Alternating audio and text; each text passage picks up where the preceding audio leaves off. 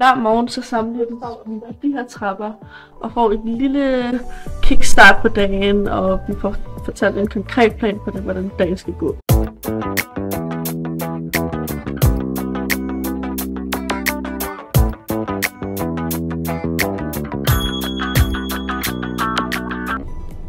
På skolen har vi et fitnesslokale, e-sport og så også idrætshal, hvor man kan være fysisk aktiv.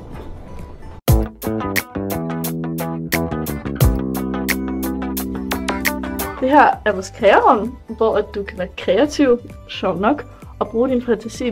Det er her, hvor vi virkelig viderebygger vores praksisorienterede produkter.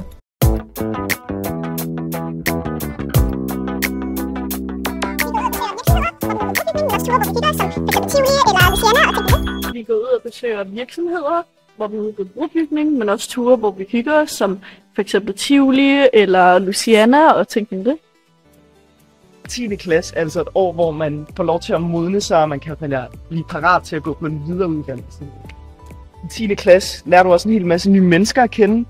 Du får nogle rigtig tætte relationer og får en hel masse nye venner.